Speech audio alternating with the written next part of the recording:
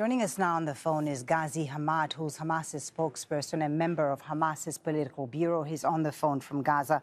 Mr. Hamad, thank you very much for talking to us. Can I get you first to respond to Israel's Prime Minister's comment and message that he is going to crush Hamas and that this will be the end of Hamas? What do you respond?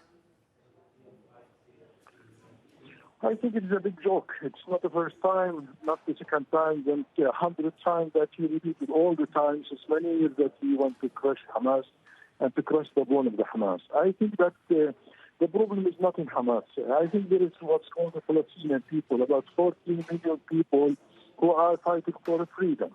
I think he's very stupid, very crazy when he thinks that he can destroy the Palestinian people. Hamas is part of the Palestinian people. So I think we are still have this strength now to fight and to fight and to fight until we reach the point of freedom and dividends for people. I think Israel is dreaming. They think that by military power they can destroy the Palestinians by some international pressure, but I think they will fail. They will get nothing. Maybe now they want to make any kind of victory by raising the number of murdered people, of wounded people, demolishing homes, burn the area. But I think this will never give Israel any kind of victory. Israel is planning, as you know, sir, what many believe will be a massive ground invasion of Gaza. They've mobilized over 300,000 reservists. You say Hamas is ready to fight. How is Hamas preparing for that? How are you going to respond to Israel's military might when so many of your fighters have already been killed? Look, first of all, we are not afraid of Israel. We are not afraid. Israel did everything since 1948 till now. They committed the crimes. They planned the invasion, the air strikes, massacres, collective punishment. We are not afraid. We are a strong people, and we have a strong determination to continue. I think in Gaza, even in the West Bank, they are ready to face the Israeli occupation invasion. We have a lot of fighters, a lot of people who want to support us.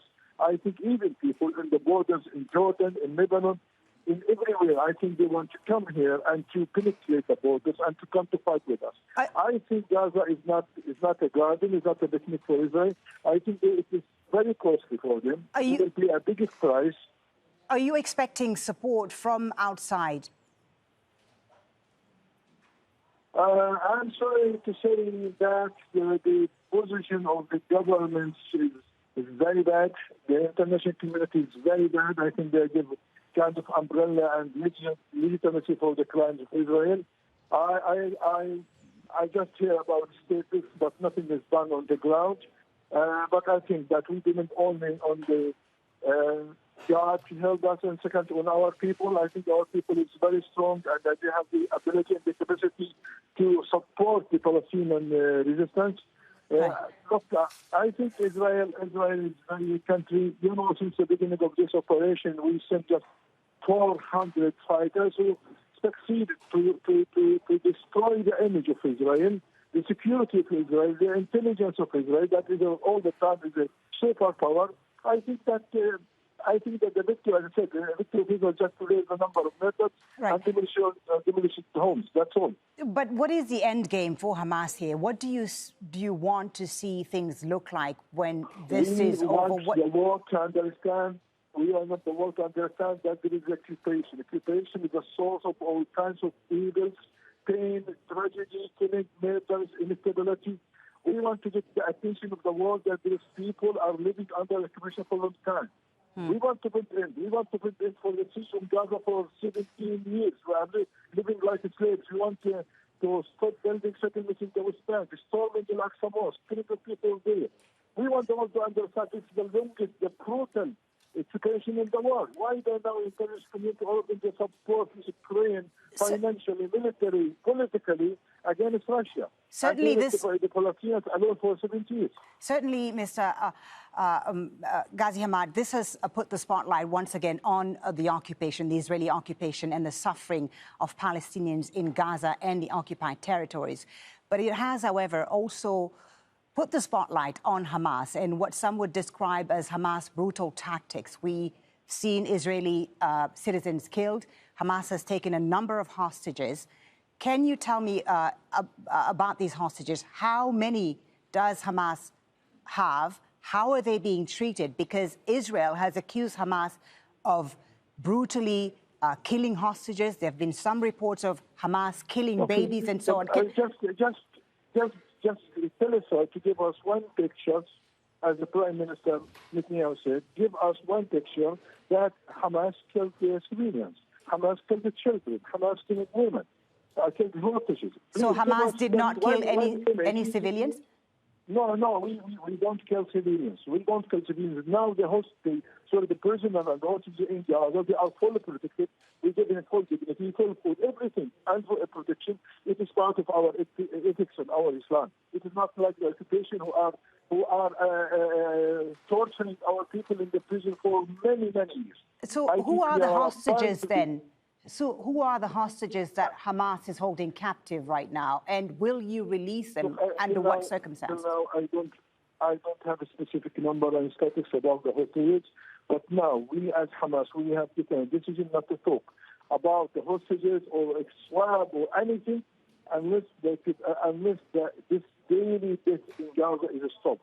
We want now to focus on this big tragedy in Gaza. They are deleting families, killing people. We want to stop first. This is our priority now.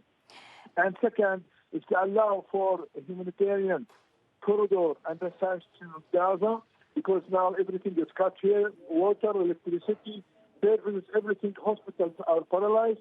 We want to focus in the problems and tragedy of Gaza. But the world now, all of them are just concerned about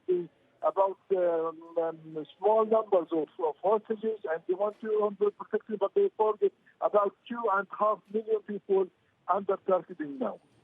There are negotiations. You mentioned the humanitarian situation, Mr. Hamad. There are negotiations reportedly with the Egyptians to open the border, the Rafah crossing, and let people go to Egypt. What is the status of that? Would civilians be able to leave Gaza and head to Egypt if this Israeli bombing campaign continues, if the ground invasion happens?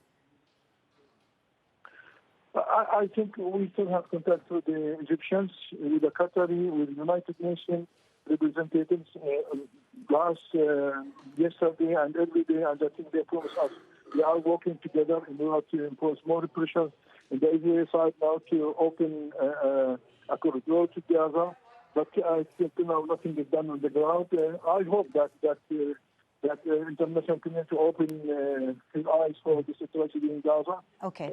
But as I said, that nothing is done on the ground. Realistically, no people in Gaza could not cross outside or go inside. The humanitarian assistance could not be reached Gaza, so everything is blocked now. Mr. Hamad, one last question, if I may, before we let you go.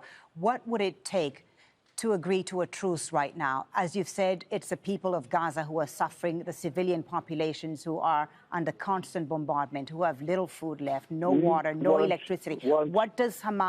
What would you agree to in order to achieve a truce right now at this point? We want two things to stop aggression and attacks on Gaza, to stop this daily death on Gaza, to stop this military strikes on Gaza.